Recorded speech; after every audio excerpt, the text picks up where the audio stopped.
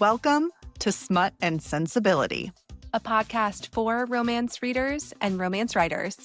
By romance readers and writers. We are Amber, Allie, and Marie, a group of learned ladies who love talking about the romance genre. In this podcast, we will talk about our favorite books, writing craft, and how we make room for a creative life in real time. So buckle up and enjoy the ride. Welcome back to Smut and Sensibility, everyone, a podcast for romance readers and romance writers. My name is Amber. I'm a corporate attorney by day and a romance reader and writer by night. And I'm Allie. I'm a doctor, writer, and after-hours academic studying history part-time at Oxford. And we're back. We're here. Back, baby. We are back. Amber, how are you?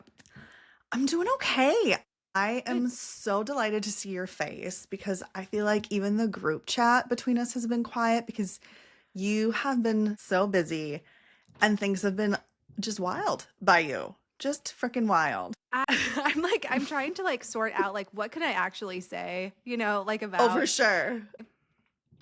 Yeah, I've been dealing with men and who don't listen to you when you speak. And that's really annoying. And period. And, full sentence. I'm young, but I grew up in the mean streets of, being around a bunch of men and in a male-dominated field, academically and it's changing, professionally. Though. It is changing. Thank God. Thanks, sweet baby Jesus. Over 50% of medical schools now are filled with women, so that's wonderful, and we love that. So, hell yeah. Yeah. So, other than that, good, I guess. We're here. This feels good. Like the minute we started recording, I was like, my girl, 100%. The pod, the vibes. Yes. Exactly. Uh-huh. And but other than that, good. And yeah, I'm really excited to be talking today because we have a fun little craft corner. And honestly, this little book that we're talking about today, which is Show Your Work by Austin Kleon, this was just a perfect little encouraging pick-me-up. And really this actually did put me in a better mood. So I'm excited to talk about that. Which is a high task right now. Not because you can't be easily pleased, but just because, we all go through the ups and downs of life. You've just, it's like when you're driving and then it's a storm and another storm and then the hail comes and then the torrential winds and now there's a tornado in the background. I feel like that's what's happening for you on your road of life right now. Yes. And this book was a little ray of sunshine amidst the shitstorm. Yeah, this definitely was just a little pick-me-up, and I started getting some good ideas from this. And I think that reading books in general on creativity is really helpful because we're out here trying to make something out of nothing, and when we're writing, and it's literally coming from thin air. So feeling a little encouraged, a little pep talk, that's always a good thing. Inspiration, all the good things. So I'm excited too. But before we dive into that, let's hop into tea time. Tea time. What tea time? And for those of you listening, not watching, Allie has influenced me as she does. I'm finally trying the San Pellegrino Chow Peach. And I have not tried this yet, so this is going to be my live reaction. Are you going to crack it live? Oh, yeah. Are we ready for this? Get that in front of the microphone. Oh, that sounded look at that. So good. Crisp. All right, here we go. 3, 2, 1. Okay, that's divine. It is. It's good, right? It actually tastes like that hint of peach. Yeah. And again, that's 5 calories. I don't believe. I gotta take another sip. I'm not trying to believe it. I know. It's so good. So San Pellegrino, if you feel like you would be interested in partnering with a romance writing and novel podcast, we're waiting. We'd love to talk. We love your be product. bigger fans. Could not be bigger fans. And Allie, what flavor are you drinking? I'm doing cherry. Cherry I would say chow. I think chow cherry. Really cute. It's really cute. It's kind of it's got pink and yellow kind of stripes. And it's kind of a little bit of a citrusy cherry. It's good. It tastes like real cherry juice. I think my favorite is probably still the peach. And then I think number 2 is the blood orange. And then I think this is a close third. I will never say no to any of these. They're delicious. Well, blood orange will be next on my list. But so for tea time, we're a little adjacent, still a beverage. But we're doing a little sparkling water today for a sparkling day. We're just deciding. We're switching the vibes. Absolutely. What tea are we talking about today? I'm kind of excited for it. Yes, because you absolutely love this book. I read this book every summer after by Carley Fortune. I don't know what rock I was living on, but I hadn't read anything of Carley's until last summer. Do you remember being like, what do you mean? Like, here's the first book. Tell me what you think.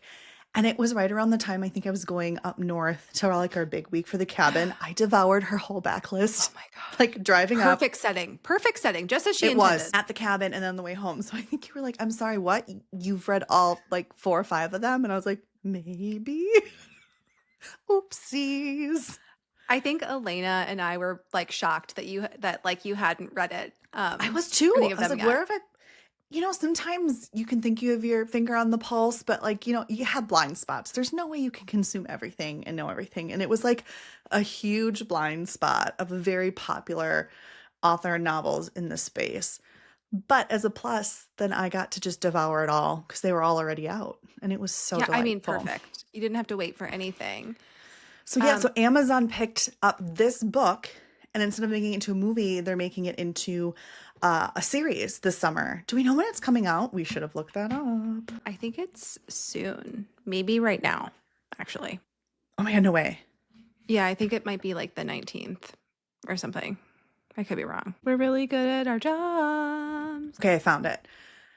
You're right, it is soon. So it's coming out on June 10th.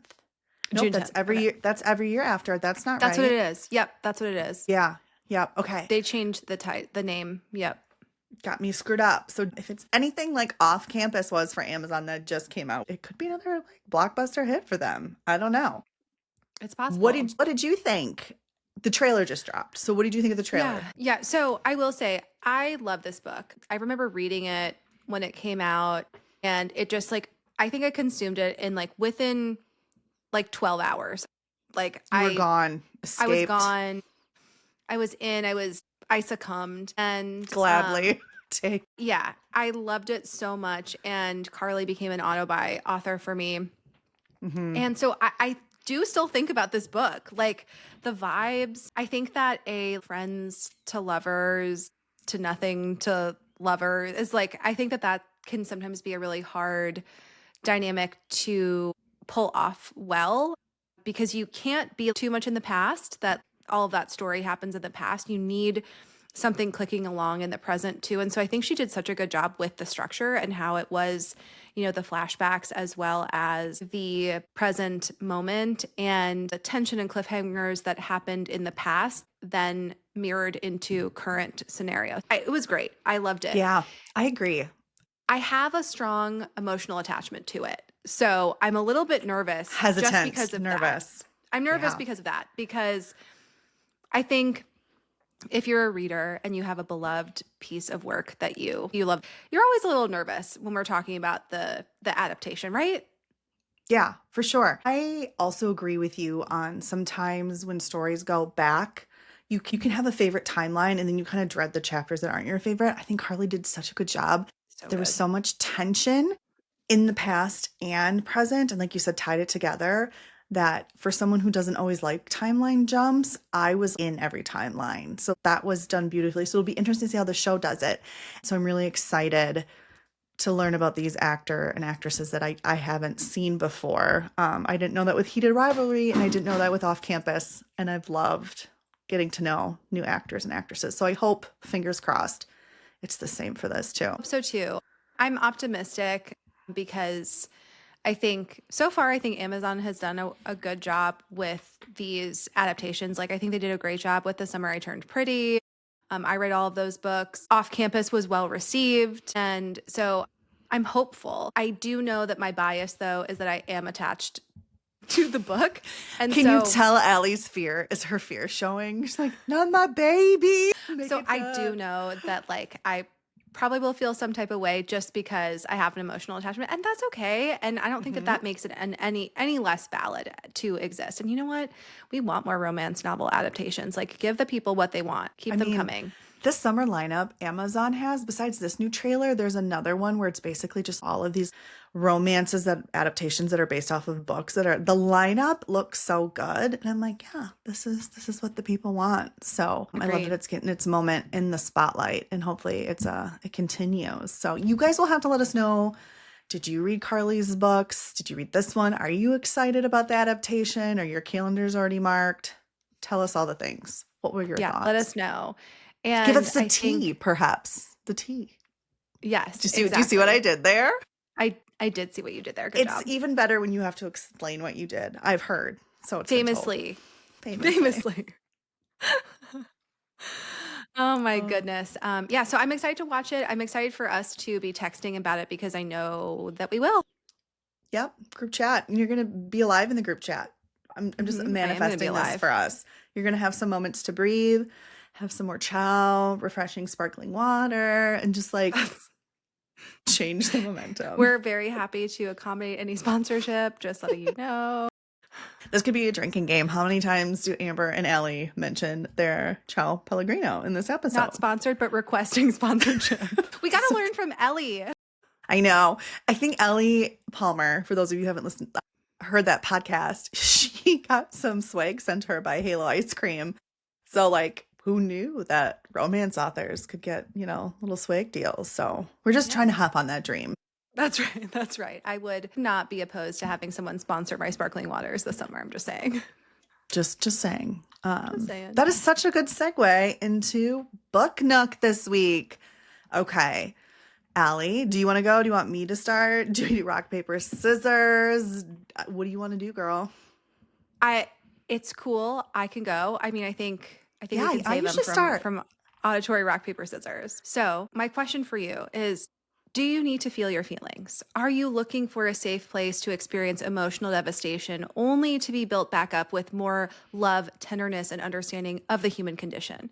Do you love authors who demonstrate their research and investigative prowess with accuracy and empathy? Do you want to have some of your faith in humanity restored and feel like we can all be loved, not just in spite of, but because of our challenges, conditions, and wounds? And do you also like hot people who have hot and sexy times? If you answered yes to one or more of those questions, I would recommend Miss Kennedy Ryan. If you haven't heard of her, you need to. How could you not? She is a mega bestseller, and I think that you would love her new release, Score, which is available everywhere now. And I was lucky enough to receive an ARC from Forever, so thank you so much for that. Lucky girl. I know. I love Kennedy Ryan. How can I say this enough? I love her. She's amazing. She's an auto-buy author for me. But this book is the second in her Hollywood Renaissance series. And the blurb is, "You never forget your first love. Isn't that what they say?" Verity Hill knows this truth intimately. She didn't simply miss Monk Bellamy when they parted ways in college. She's haunted by his touch. Every kiss, any lover since, it's a shadow of what they had. Time heals all wounds. Isn't that what they say? Monk doesn't believe that for a second. He wasn't simply betrayed when he and Verity split. He was devastated with parts of him left behind within the ruins that was destroyed. More than a decade after their disastrous breakup, Verity and Monk must work together on the set of an epic Harlem Renaissance biopic. With Monk, now a world-class musician, creating the score, and Verity, an award-winning screenwriter, penning the script, there's Oscar buzz before shooting even begins. This once-in-a-lifetime project could catapult them both to new heights. But can they put the past behind them for the sake of the film, or for the sake of something more? And like I said, I loved this book. I loved Kennedy Ryan. Again, it sounds so good. When you were talking about the Harlem screen Renaissance play, that is really intriguing as the backdrop. Yes. And you're posing questions in the beginning. Like when you watch the podcast, I'm like, oh my God. Yeah, that sounds one of those question prompts would have gotten me to read a book, let alone having all four. I was like, well, what can't Miss Kennedy Ryan do? Just make it look so easy and effortless for the rest of us. No big deal. She can do whatever she wants. She's the best. This book was fantastic. This book does deal with bipolar disorder, and I think that Kennedy did a fantastic job. You could tell that means a lot coming from a medical provider, Yeah, I think that she did a fantastic job. You can tell that she did a lot of research. She spoke with people. You can kind of get the full list of content warnings and stuff on her website. But I think that it was just like a beautiful love story. We all have challenges. There are things that we are born with. There are things that we have inherited. There are things that we have experienced, and we don't deserve to be excluded because of those things. And I think that that is ultimately like the beautiful message of this story. Oh, Allie, that's so beautiful. Yeah, yeah. And I think it was just really real, and it felt so human. You know, I think that she does such a good job with her characters that they feel very real. They feel like they are experiencing, you know, the bittersweet moments of our human experience, like in a satisfying way. And she does such a great job. And I think, you know, as we were just talking about earlier, like I loved Every Summer After because I think Carley did a great job with sort of the backstory and building this connection between and this tension between these two characters and then bringing us to the present day.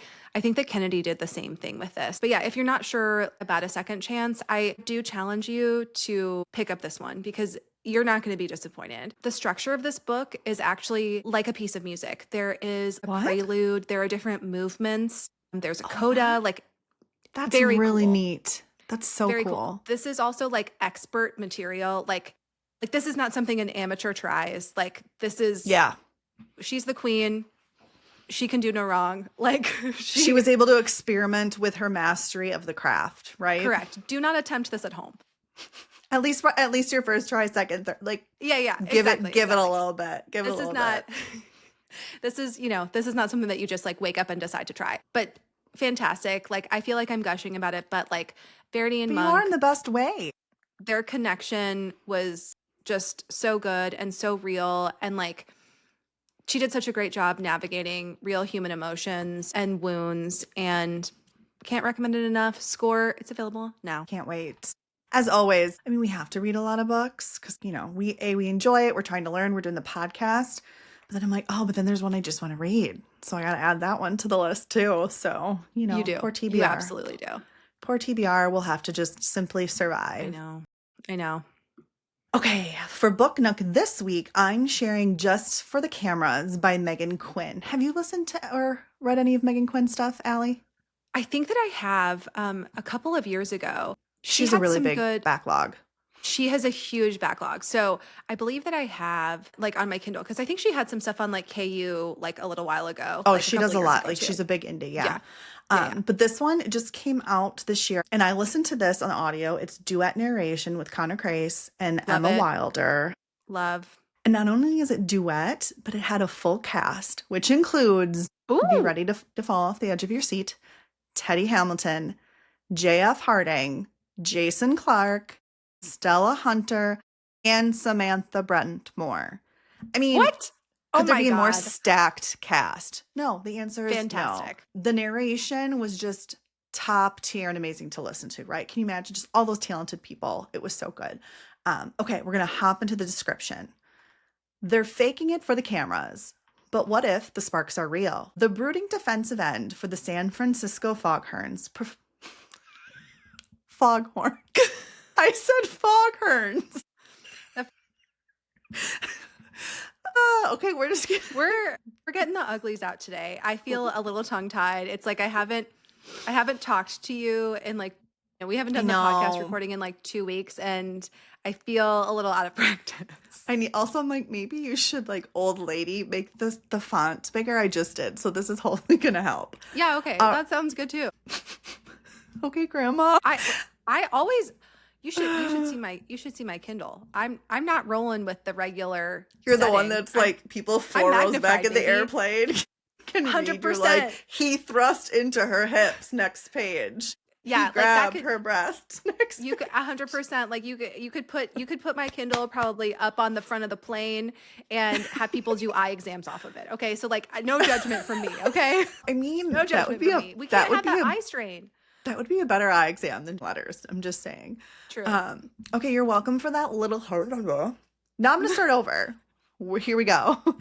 They're faking it for the cameras. But what if the sparks are real? Aiden St. John doesn't do drama or public appearances. The brooding defensive end for the San Francisco Foghorns prefers silence, solitude, and avoiding headlines. But when a league-wide PR scandal forces him into a media stunt at the city zoo, he's suddenly face to face with squawking birds, noisy fans, and the zookeeper who seems to hate his guts on sight. Maple Baker loves her flamingos. Loud, pink, messy. Sure, but they're hers. And the last thing she needs is a grumpy football player stomping into her sanctuary with a bad attitude and an even bigger ego. Unfortunately, they've been paired for the zoo's new public outreach program, and the cameras are already rolling. The banter is sharp, the tension is electric, and the more they pretend to play nice for the press, the more their fake flirtation starts to feel like something dangerously real. But when family secrets, viral fame, and a PR romance goes off script, it threatens everything Maple's worked for.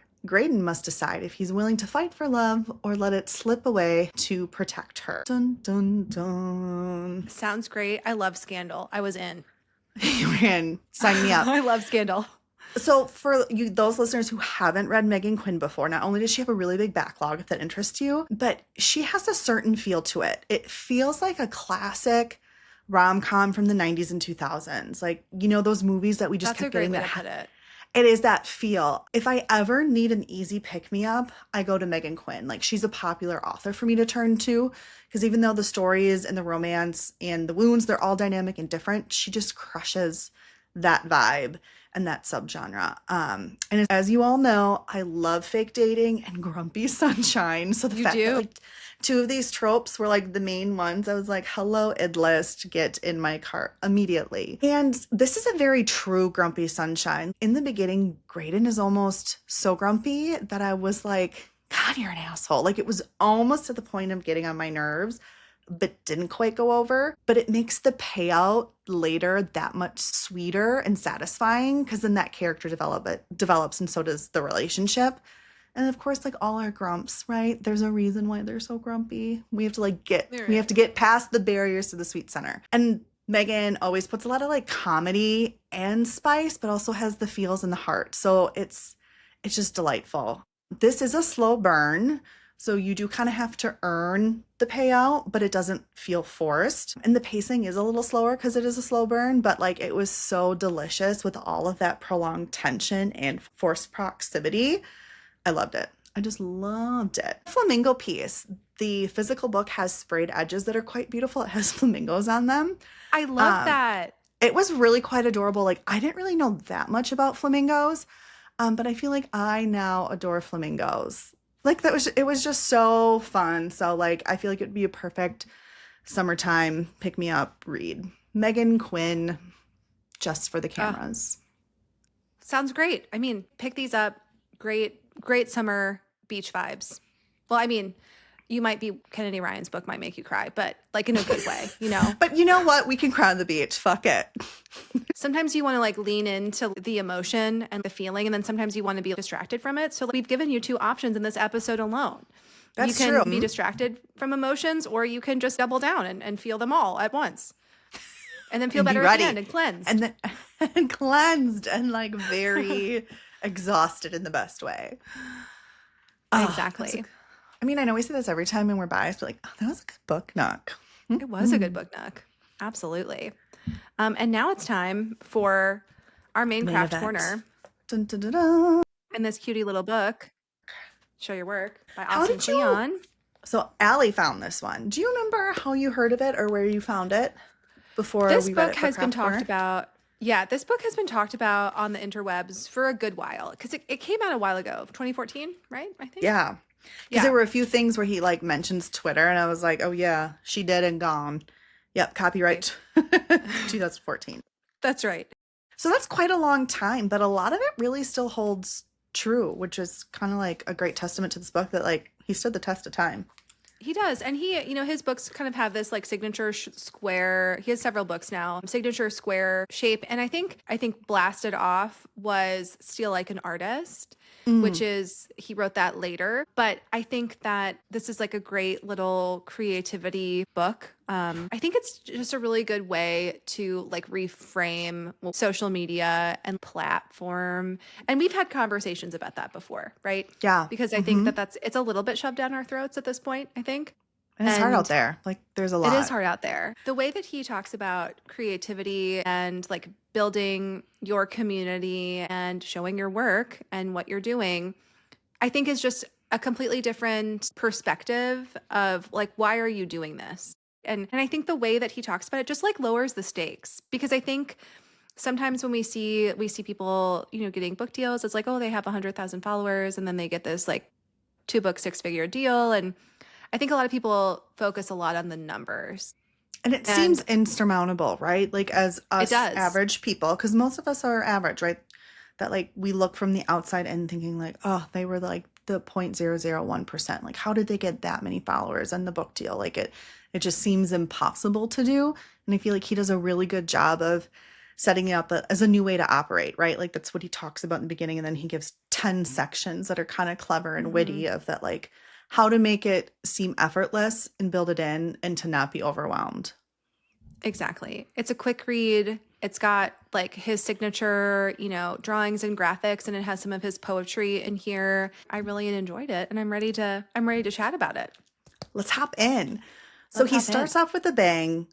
The new way of operating. In order to be found, you have to be findable. Page 2. I know that seems silly, but that like jumped out at me. And he talks about building and sharing into the routine. And this is supposed to be a beginner's manual of how to do that, and delightfully in this little book. So what is his first little rule chapter, Allie? What is his first like manifesto? Numero uno. Yes. Number 1, you don't have to be a genius, which thank God. Spoiler alert in the best way. You don't have to be a genius. Thank God. Thank God. Take the pressure off. That's right. And that basically, communicating and engaging in your group, your scene, he calls it like your scenius, and makes the argument that good work isn't created in a vacuum. So like, don't put the pressure on yourself to like come up with this like, individual, revolutionary idea. And we as writers know this to be true, right? Like the joke is like every idea that's ever been had has already been had, right? No new ideas. I also like how he mentions that like running the scenius with the internet now is a lot easier than it used to be. Like there's so many forums and blogs and websites and social media platforms with zero investment. Hop on, try it out. And then be an amateur, right? Like why are we so terrified to be an amateur? Like everybody starts out this way. It's very relatable. And the real issue is if you go from doing nothing to actually doing something. Like that is the leap there, right? So being an amateur isn't the worst thing, and it makes you really relatable. Agreed. I think the other thing too is that you don't really have a lot to lose. And he makes that point of you're just starting out. Like, what do you have to lose? Everybody knows that you're trying. Everybody knows that you're new to this, and you're taking them along on your journey. And at this podcast, we are lifelong learners. And yes, we are proud. We love learning. And so I think the reason to, and I'll probably mention this a couple more times, I think the reason that I like this book so much is because I really tend to gravitate towards process stuff. And until he pointed this out, I don't know if I would have identified it that way, but I love vlogs, like day in the life. I want to know what people are doing. How are they solving problems? And I think that there's so much to learn from showing someone where you started and taking them on, your journey to expertise. Exactly. There's so much that they can learn. And you know what else I really liked with this whole lifelong learner thing, which I think, you correct me if I'm wrong, but he talks about defying perfection, try to embrace uncertainty and the unknown. And it wasn't necessarily the unknown, but the perfection part for both of us. I think we felt like imposter syndrome, or like everything needs to be polished before we start. And we really had to push each other to be like, we just need to get started.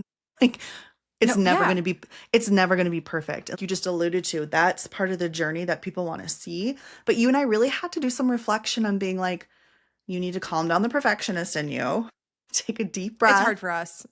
Be vulnerable and then actually start it, right? Like, I mean, there's still preparation. You need to do the homework, but at some point that need to be an expert and a perfectionist will stop you from ever starting. And like you said, you don't want to be stuck in doing nothing. Just do something.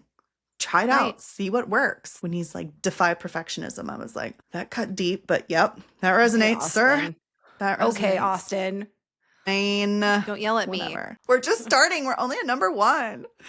Don't yell at me. And I think this book is from 2014, and he basically is like, look, guys, if you're shit isn't on the internet, like it doesn't exist. And he's so right about that. I know, as And much as there's some of us, and us included, like a couple of years ago, included. like that might be really hard to hear. And we're here to hold your hand, and we see you, and we know that's really hard. But also, it doesn't change the fact that, like, back then and even right now in the year of our Lord 2026, I think he's absolutely correct, unfortunately. I think so too. Yeah. Yeah, I totally agree. The last one is read obituaries. And I think you're either going to love or hate it. I kind of hated it a little bit. I see the big picture. If he thinks about death every morning, it makes him want to live and not waste the opportunity. I think that is a beautiful outlook on life. But I think people's minds and things work differently. I don't think I will be starting my day talking about obituaries or reading them. That might kind of bum me out a little bit. What did you think, Allie, when he was like, read obituaries? I don't think that's for me either. Yeah. When you actually deal with like death for your daytime job. So I feel like you'd be like, no, thank you. I'm aware of, I don't need a reminder. Yeah. I feel like I am confronted with, how short our time is. And I think the point he's trying to make is good. What are you waiting for? And perspective is everything, right? Perspective is everything. And I think the other thing too is we, at the end of the day, we are the connections that we make. We're not just what we do, but who we leave behind, what we leave behind, our mark, our connection, our community. And I think that that's kind of the point that he's trying to make. And also, don't be afraid because we all die, I guess. But which is true. I guess those are facts. Those are facts. We do. But that ends that section. And now we're into manifesto numero dos. Think process, not product. I have a feeling, Allie, you really liked number 2. I did. Because, I was like, oh, damn, this is what I love. Like, take people behind the scenes and, tell me about what's going on, what you're learning, what you're reading. Mm-hmm. Are you trying out a new morning routine? What face wash are you using? Like anything. Yeah. Even with writing, are you a planner? Are you a pantser? Like, what are you doing? The thing that I thought was really cool is that he did challenge kind of the past, artiste of the only thing that people care about is your finished product. And he kind of makes the argument that like, that was probably true back in the day because that was all people had. We didn't have. There was no way to share it without someone just literally watching you all day, every day. Exactly. Yeah. So your finished product had to speak for itself in a way, but that we can kind of speak throughout the entire creative process, which I think is really cool. Yeah. And this made me think of our manuscript minisode sections. Like when we were coming up with the idea for this podcast, Al and I went back and forth for a little bit of like, do we want to do manuscript minisode? Like, do we think people will care? Will they be bored? How much of our work in progress do we want to share, right? There was that also interior discussion of you don't want to share too much. You got to keep some things a mystery. And I think we've both been really pleasantly surprised that like sometimes the minisodes do better than the main events and people have really connected and identified with them. I think sharing more has had a positive outcome than the other way around. Because again, people want to know and learn from you and your mistakes. So I was kind of thinking of our manuscript minisodes for this one. I don't know if that at all crossed your mind. No, it definitely did because I think we identified in the beginning, when we were kind of talking about what we wanted to do with this, like we are readers and we are writers and we're in a writing group and that's like how we met. And we have firsthand benefited from workshopping, from talking about craft books, from, doing exercises, character development, whatever, and having a real-time conversation that people can see us stumble, people can see us struggle and not have everything figured out yet. But also, maybe that's something that you can think about for your story too. And we can connect about some type of craft topic. It does feel a little bit weird sometimes because I think we talked about this in maybe some of the earlier minisodes is the general consensus is, don't talk about your work in progress until like you're ready to sell it. But then marketing, or at least people, old adage. Yeah. And I think that's changing. And I think a lot of people in book marketing are talking now more about like, you need to start talking about your book before you've even written it, which kind of is a little bit mind blown. And actually we'll link down below, but Ada from Archetype, which is a book marketing company, She has really great like Substack articles and, talk about like branding and marketing. And she had a recent article basically to that same effect of what do you talk about when you're still working on something? And it's important. It's important to share. And the good news is you get to pick what you get to share and how you document. Yeah. And he talks about that too. Become a documentarian. Just video what you're doing, journal, photos, having those little recordings. If you don't use them, that's fine. But then you have them to then maybe later in the day, you start sharing a little bit every day. So that way it doesn't seem so overwhelming. All right. Now we're going to go into the manifesto numero tres. Share something small every day. Kind of piggyback off of being a documentarian. The daily dispatch is what he calls it. What are you working on right now in the moment? If you can do this daily, you can build that body of work, the story, the connection, and then that volume can be beneficial because then you can go back and just pick something. You're not like, oh, now what should I record? What should I do? And then you're trying to like direct it and plan it out. You can have it already done. Yeah. And I think he quoted Thomas Sturgeon on page 53. And I really liked this quote because I think it's true, especially I think when you're getting started and kind of figuring stuff out for yourself and who you're going to connect with. But he said that science fiction writer Theodore Sturgeon once said that 90% of everything is crap. The same is true of our own work. The trouble is we don't always know what's good and what sucks. That's why it's important to get things in front of others to see how we react. And that's a quote from page 53. I thought that was a really good point. And honestly, it kind of lowers the stakes Takes the pressure when we're off. talking about content too.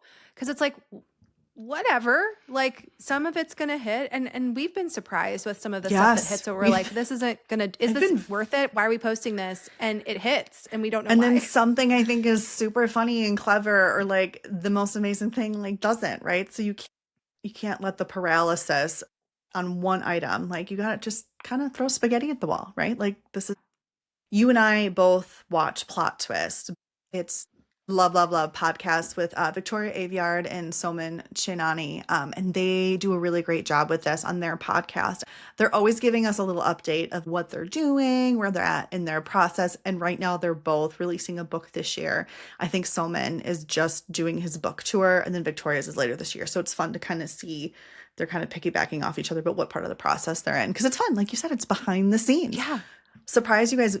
Allie and I have never been on a book tour, so it's kind of fun to see what's involved. I know that's really in a shocking. book tour. Very shocking, especially with a trad publisher, because that's very different. And then even if you have a trad publisher, there's different levels of authors that not everybody is going to get the same treatment or book tour. So it's just, there's a perfect example that how Allie and I are fans of this podcast. Yeah, absolutely. So then his, number 4 is he calls it open up your cabinet of curiosities. Ooh. And I also loved this quote. I also loved this quote. And it was, there's not as big of a difference between collecting and creating as you think. That was on page 75. It was like, damn, that's really Austin. so true. Okay, Austin, because you're a reader. You're like, if you're doing this well, you're reading in your genre and you're reading outside of your genre. But you're reading a lot, period. Yeah, you're reading a lot, period, because you're doing both, because they both rely on each other. And you're collecting knowledge. You're collecting, Lord knows I'm collecting a TBR. Good God. I'm so sorry. Oh, and I love that thing. People talk about I love get it overwhelmed. So much. The bigger, the thicker, the better. Like I never feel bad about adding more. I just feel like we love a thick I'm rich. stack. I feel rich in my TBR. Yes, we should. That's what a wonderful manifestation. May you all go forward and feel rich in your TBR. Yes, and he has a famous Ira Glass quote in this section. All of us who do creative work get into it because we have good taste. But there is a gap. For the first couple of years, you make stuff. It's just not that good. It's trying to be good. It has potential, but it's not. But your taste, the thing that got you into the game, is still killer. And that's on page 76. And I agree. That just resonates. Like, it's about being amateur, but like your taste is what got you to try. Now you're learning the craft, right? All the tips and tricks and how to make it better. But also this can be sometimes most frustrating, right? Because you have an idea or a vision, but you're not quite at the skill level yet to be able to execute it. Allie, do you experience this at all? Maybe with the podcast, perhaps? Yeah. I mean, with everything, anytime you're learning a new skill, you're like, I have a vision. and I have no idea how to execute it. And then we're in Canva, we're like, it looks okay, but like this isn't exactly what I want. This isn't exactly, it's fine for now, but it's not fine. exactly what I want. How many times have we said this is fine for now? This is fine for now, but you know, we need to fix it later. Yeah, it's a jumping off point, you know. So I think I agree. I think that is probably the most frustrating part. But at the same time, it's reassuring because it's also your North Star. Like you're continuously striving for that, you know, to put out into the world something that, you know, meets with your taste. And I think, you know, he does argue, Austin, he argues that like your inspiration, your influences, the people that you follow, your little cabinet of curiosities, they're all worth sharing because they can tell people about your taste and what you value and what you bring to the table before ultimately your work is able to. And I feel like Book Talk and Bookstagram too, I feel like that is very just inherent and baked into the community. Yeah, for sure. Like we love books, we love reading, we love talking about the books that we love. Oh, you love this book? You should try this one. Oh, you loved that female main character. This has the same vibes. You know, like there's just constant hyping and wrecking different books and authors just because again, we're passionate about it. It's just really fun. Exactly. And then at the end of this section, I really like this. He says, no guilty pleasures. Like what you like and don't feel guilty about it. Share your passion with others. I love this so hard and it can be applied to everything, but I think in particular in romance and in women's spaces, that is more of a patriarchal guilty pleasure. It's trying to make us feel there's no guilty pleasures. You either have pleasurable experiences or you don't. There's nothing to feel guilty about. Full stop. Correct. Period. You know, period. So yes. We'll move on before we really go crazy. But like, as you can tell, we're getting the hands out. We're getting feisty. We're raising our voices. No guilty pleasures. We are gesticulating wildly. Yes. Pleasures only. I mean, we always say this is a pleasurable podcast. That is correct. That is correct. Number 5, which I mean, we obviously wholeheartedly agree with this. And if you're listening to our podcast, like you do too, because you're either consuming stories or you're creating stories, but like you need to tell good stories. You need to master storytelling. Yeah. And what I really liked about this section too, that seems really obvious. You need to be able to talk about your work and tell the story about your work because you're showing us what you're doing. You're taking us behind the process, but you're also telling people who you are. And he talks about networking, which I thought was really good because that's ultimately how you tell people who you are. And I recently read an article on Substack, which I'll link down below, from someone named Carley Fortune. And it was called, I reached out to one person every day for 100 days. I am a different person. And she's essentially talking about like, this is kind of an internet trend. People are trying to rack up a bunch of rejections, meaning that they're facing their fears and they're putting themselves out there and you're casting a wide net and you're getting some yeses that you never expected. And so she's talking about like what she's learned from this process, like in this next, 100-day period. And she does mention that one of the people that she talked to and one of her friends was like, she asked her a simple question. She did her pitch and she's like, okay, when should I think of you? And I was like, that just really stuck with me because part of this is telling people who you are and like what you do, what you like, but also when should they think of you? How do you feel, a void or a need that they may have now or in the future? It's subtle, but I liked thinking about that. And I also liked in this section, he mentions briefly, basically you need to know your audience, right? So be prepared for your pitch to explain something to a kindergartner. You may need to explain something to your best friend will be more casual or more formal setting, or be prepared, like you said. You aren't going to be everyone's jam, but it still may be your Aunt Susan who's going to ask you a question and she may throw some shade. Try to just take a deep breath and like you don't need to feel ashamed. Even if she's trying to throw shade your way, that's fine, Susan. You never wrote a book. Like, just politely tell her what it is. And, oh, are you making any money yet? No, right now I'm just focusing on the craft, right? You can still be respectful and say it and not have it affect who you are and what you're working towards. And then that also is just going to sharpen your fear setting of being able to share with different types of people and already knowing that like, you're probably almost expecting the no, and then you just get excited for the yeses, right? Like exactly. Yeah. And I want to say my Aunt Susan would never. And I love you, Aunt Susan. Oh, shout out to Aunt Susan. Okay, number 6, manifesto numero 6, teach what you know. Share your trade secrets. I'm going to say that one more time because I know you're all like, what? Share your trade secrets. I loved the quote that came with this pretty close in the beginning of the section on page 116. Teaching doesn't mean instant competition. I don't know why I think intuitively we think that way. Maybe because it's like called trade secrets and it needs to be like, you can't tell anybody. But kind of we talk, you want to build a connection with people and others can grow and learn from you in your own process.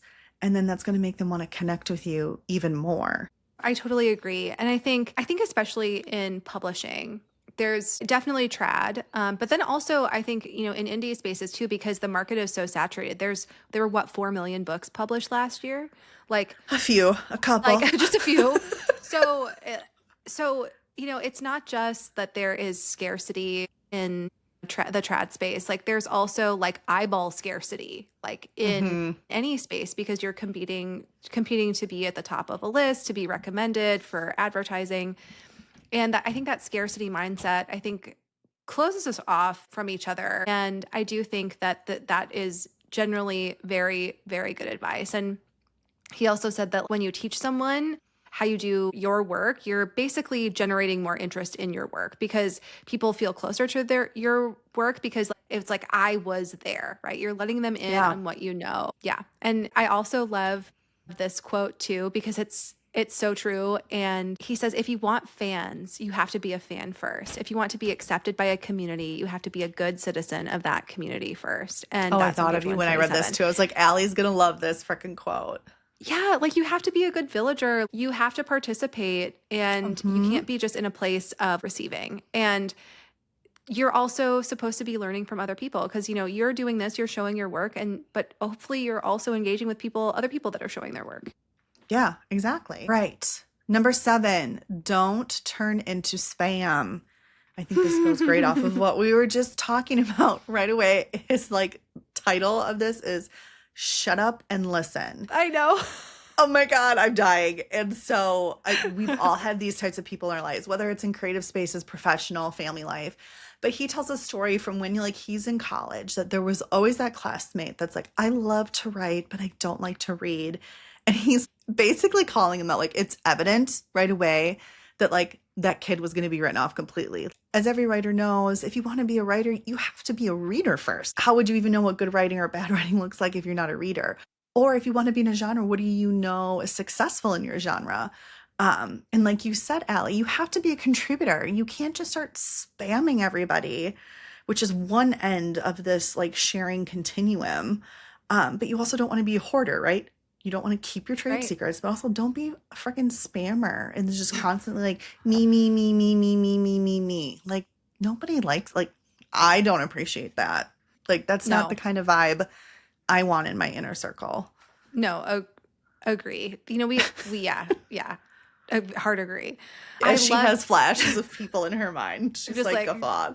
I could think of at least 5 people off the top of my head right now. But I loved this quote. And I think that when we were talking about platform, in quotes and everybody feels stressed about it. This is what we're talking about. And he says, you want hearts, not eyeballs. And I'm like, ooh, yes. Another one, Austin. Yes, just a banger quote. Banger. Absolutely. And I think talk about shit that you love, and you will find people that also love that shit. And then you're going to keep talking about it, and you're going to like attracts like, right? It's simple. That's a foundational principle. Simple. Yes. It's that simple. I really liked this too. He calls it the vampire. Did you think of me? It's called the vampire test. And it's just kind of catchy. Vamps are in, right? So if you're hanging out with someone and you feel like you're worn out and depleted after hanging out with that person, they are a vampire, period. If you hang out with someone and you feel full of energy and you still have happiness and enjoyment, that person is not a vampire. That is his formula on page 136.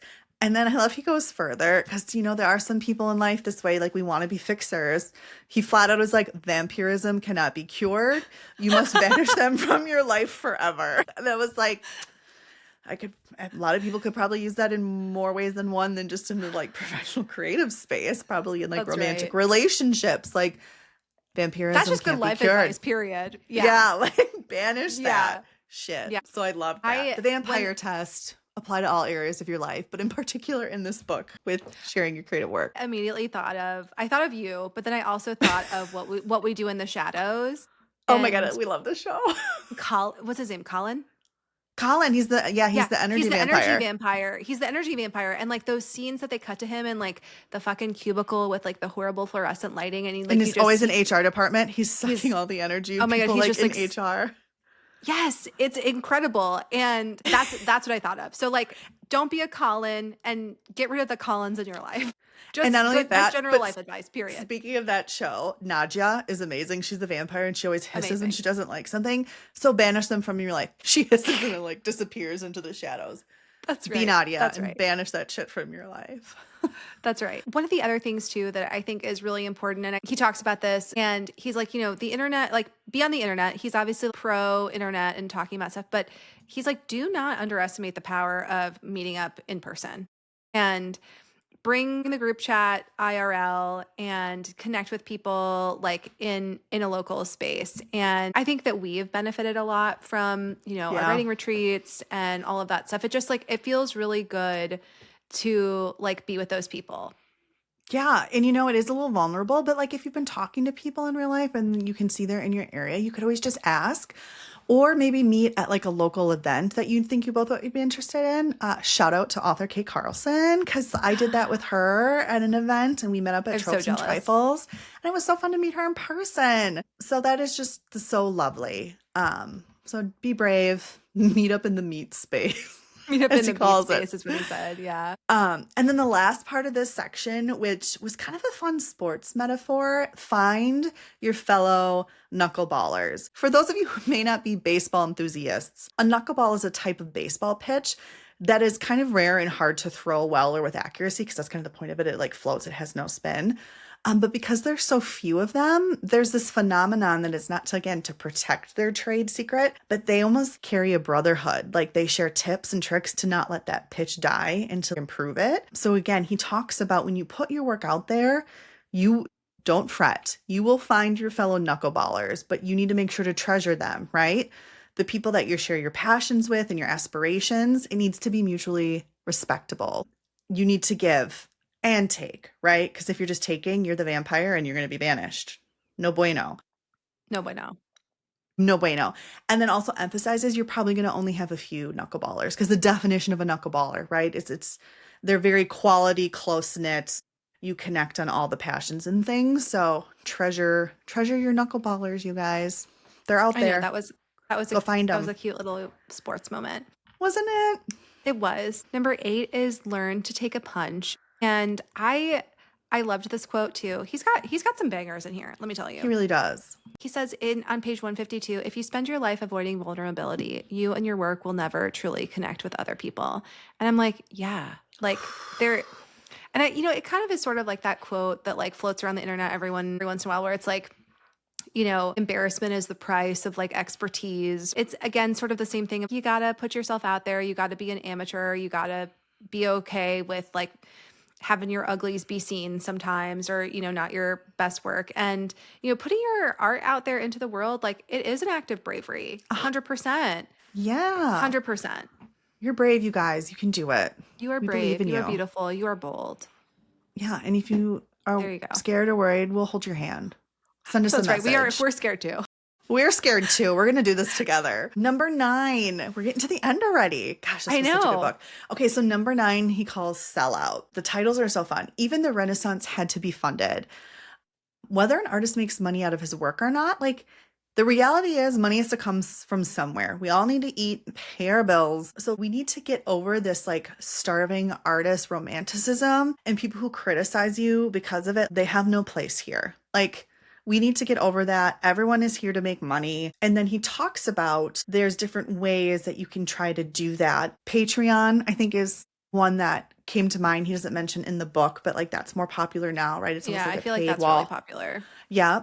Other jobs, right? You and I are one of those. Like, this is not our full-time gig, because if it was, we would be making $0, you know? Like we aren't there yet.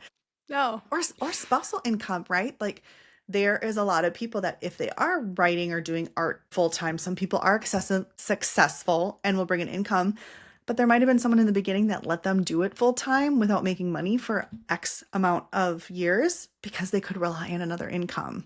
So like, don't feel bad that you're a sellout if you aren't just like spending all your time in your art, or then people think you're a sellout if you are doing other things. Like, get bent. That mentality needs to go.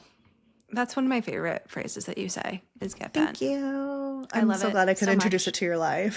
I've told it to some people. I was like, listen, my friend Amber, I was like, this just meets the moment and it's get bent. And I love Get it. bent. Get out of here. Like, get bent. And it's true. Yeah. Like, you know, we all have to survive, and, you know, in a perfect world, which we are not living in case anyone knew that, like art would be valued and respected, and people would pay artists, you know, more, but they don't. So yeah. And how do we survive? How do we continue?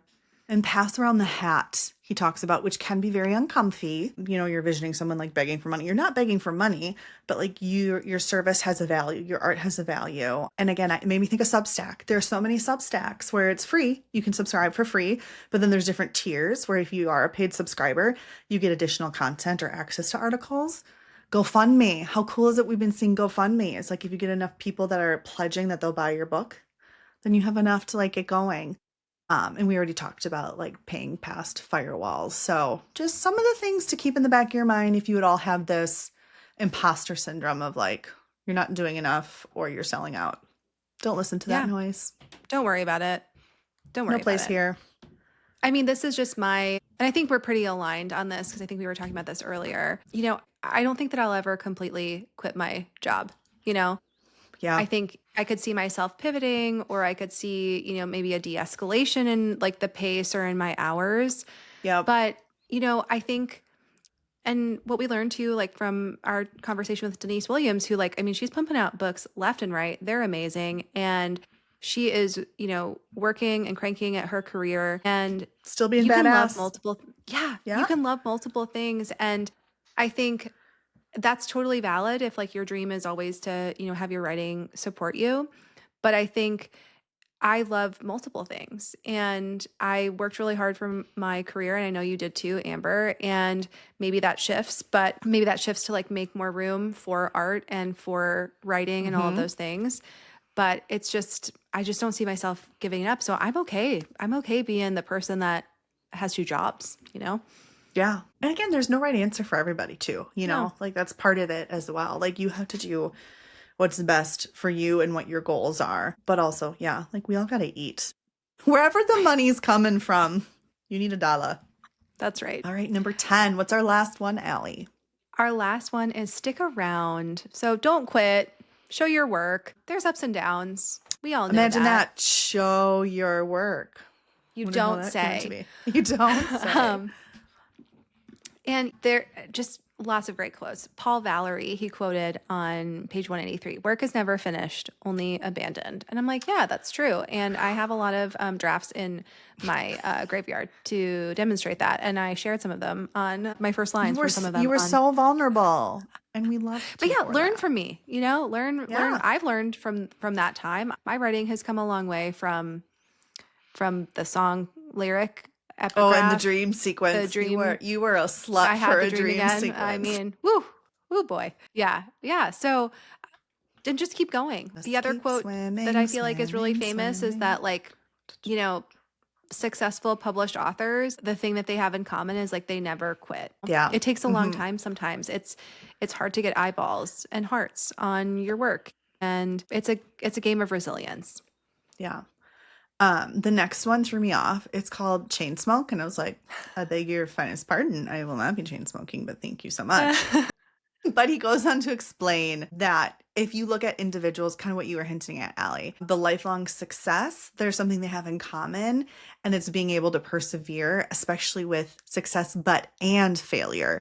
And in order to do that, you have to always be asking what's next. Don't stop that creative momentum. So at least in the writing environment, Allie, we've been told this by many authors, and then in our writing group by Sam Cheetah, that like when you finish a project, take a break from it for whatever space you're in, but don't just wait to like start it back up or get feedback from that editor or get your dev edits, start something new. Like take a break from that, but to constantly keep that momentum going. Because otherwise that's how you can stall out. So that's why he talks about his chain smoking, like finish that cigarillo of a story and then light the next baby up. That's right. Oh my gosh, that's so funny. You're welcome. I think, you know, too, he talks a little bit about it's the secondhand smoke you just got from me. It's getting to your brain. I inhaled too much. He does talk about, you know, making sure that you don't get burnout, as any one of these creative books, you know, would. And that, you know, starting over and begin again. If you feel like you have reached mastery in a certain area, find something new that you can learn and move forward. It's also really good for your brain and neuroplasticity, like on a, you know, diminishing cognitive decline level. It's also just really good to be learning. And I love it when you talk medical to me. I love it when you talk legal to me, and I can't wait to talk about some other legal tea coming up soon. Yeah, girl.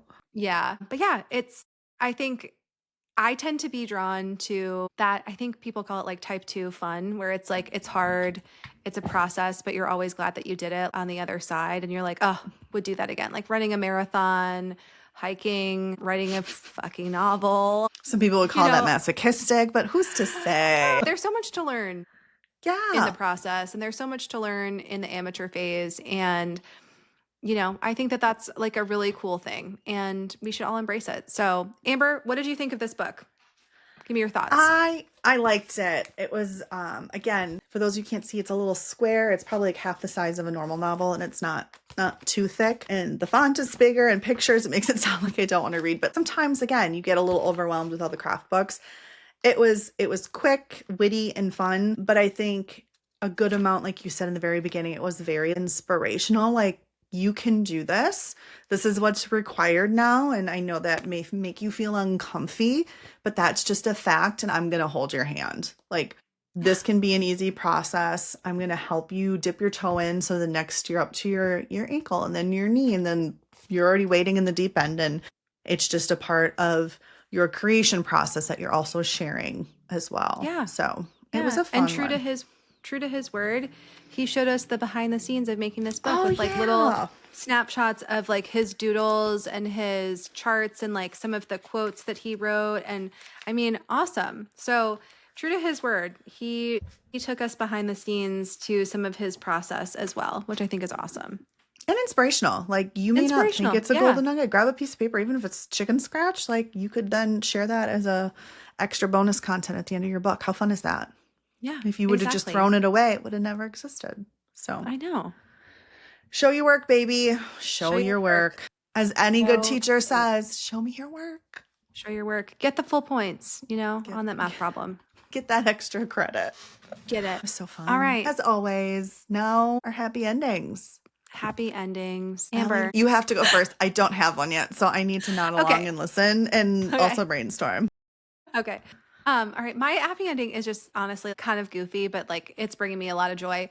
National Park Talk. Oh my God. Yes. I know that this is not new, but I'm new to the talk, and it's just now hitting my algorithm. And I gotta say, I love how slutty the national parks are being. And I know they're not the real national parks, and it's, individuals that are, raising awareness for these parks. It's so funny. Like, I'm really enjoying it. It's horny. It's funny. I was hanging out with my friends. I was just like sitting there, and I was like doing something on my phone, and then I was like, whoa, and then I'm popping on to National Park Talk, and they're like, you hadn't said anything for like a while, and then we just hear you like giggling, and I'm just giggling to myself of National Park Talk. So would recommend it. I'm a fan. Don't have the volume on at work though, whatever you do. Listener beware. Like, have your headphones on, watch it at home. Yeah, you don't want the sound on for that. But, and I love that we're raising awareness for our beautiful national parks, and I don't want there to be any data centers or strip mining in them. So yeah. Double down on that. Yeah. I love that. And I can't wait for you to continue to send me more clips that we can giggle about. My happy ending for the week is I think I have found my place to go in public for class and for writing. Ooh. I'm so excited. So it's kind of a challenge that when I do have childcare, I want to be out of the house because we've discovered it just works better for whoever's watching Lachlan, then mommy's not right there. But then I also get like undivided alone time. But being in the suburbs a little bit of Minneapolis, St. Paul, things aren't open as long, or they may not have good Wi-Fi, Right. or the vibes aren't vibing. Like, I know that sounds subjective, and it is. Like, I need good vibes, and only I can tell you what that is. But I found a local brewery that is so chill and lovely. And on Tuesday nights, they do a like, if you get a pizza, you get a free beer situation. Love. Perfect, great Wi-Fi. I've been sitting at the bar. And I've noticed there's some other regulars. So I'm like, oh my God, am I becoming a regular? So I'm just like so excited to have my little place that I know where to go. Yeah, I know that sounds silly, but it's great. I love that. I love your like pre-class pics of you like with your laptop open and you got your pizza and you got your beer. And it's like I'm clearly sending it to the group. Evening. Like, look at me. I'm out in the wild. I'm in the wild. Mama's settling in for a good evening, you know? Yes, she is. And we love that. So I'm glad that you found your space. Cause yeah, it's hard when you got little people in the house and they know that you're there. You know, he has mastered object permanence. He knows that you are behind the door. So exactly. It makes it hard, but he's doing so good and he's done so well. I think with the transition that has been really hard, but I'm glad that you're able to carve out an hour and do it. So yay happy endings. Yeah, and thank you guys for joining us. And, you know, thanks. I hope you're having a good summer. We have some fun episodes coming up and we have some really awesome authors that we are talking to this fall. So we are getting excited with our fall lineup and we are hard at work behind the scenes. And thank you guys so much for your grace and letting me deal with my dumpster fire of a life. Their modified temporary schedule. Yes. I mean, everything's fine. And I will also say that like, it's like that Ross meme. I'm fine.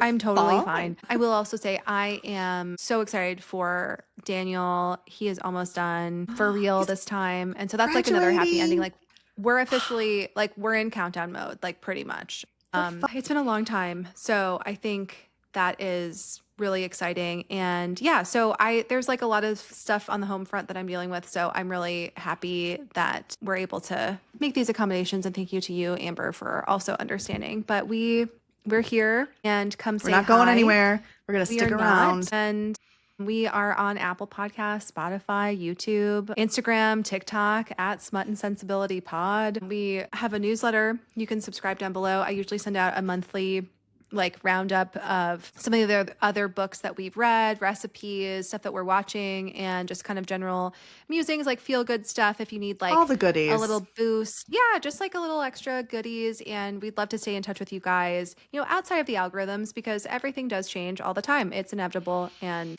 you know, we'd like to stay in touch regardless of, you know, what private equity or big boss decides to buy. Big boss bitch, duh. Big boss, right. Exactly. And if you haven't already, we would love it if you could like and subscribe. It means a lot to us. And yeah, it helps us, you know, find more bookish besties. And we love getting to know about you guys and your works in progress. And let us know if you're feeling creatively depleted, what's your go-to motivational creative book or blog or whatever. I also like Big Magic is one that I also read sometimes. I thought that this is a really good like general one. So let us know in the comments below. What's your favorite I need to be re-inspired general creativity book? And Amber, do you want to sign us off? As always, go in pursuit of your happily ever after and stay smutty, everybody. Bye. Bye.